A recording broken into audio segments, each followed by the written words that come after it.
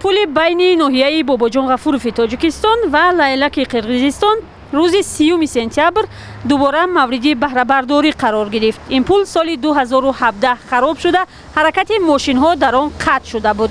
اما پس از مناقشه اخیر در مرز، روای پیاده‌گردان هم که با مشکل از این پل عبور می‌کردند پرره قطع شد.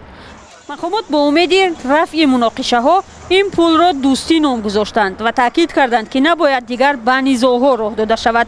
کوپروک که 12 متر طول دارد، جماعت آبچی قلعه سوخت و اینترنشنال بودکند را به هم می‌پیوندد.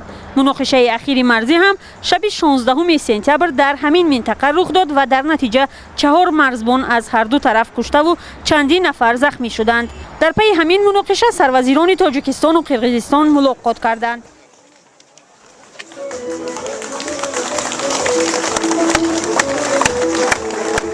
در مراسم افتتاحی دوباره کوپروک ترمیم شده در بین منطقه های بحثناک، رهبران دو ولایت بادکند قرقیزستان و سوخت تاجیکستان شرکت کرده اظهار امید نمودند که این پل برای پایداری دوستی میان مردمان دو منطقه خدمت میکند. برای تعمیر این کوپروک که دو منطقه بحثناک را به هم میپیوندد، جانب تاجیکستان 75,000 سومانی خرج کرده است. سهم جانب قرقیزستان هم برابر با تاجیکستان گفته می شود. برابر افتتاح کوپروک، ساکنان دو منطقه بر روا شروع کردند. مردم بیشتر برای تجارت از طریق این پل روا می کردند.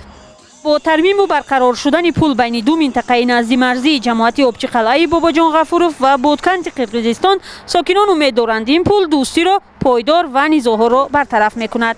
ما گذشته ها مایم حالا که یکدیگر که دوستی و رفت و آمد و مهمانداری و کدام لازم شود یا توی شود یا یگان جمع آمد شود، اگر البته یعنی وایها طرفی ما می اومدن، ما اصول می رفتیم.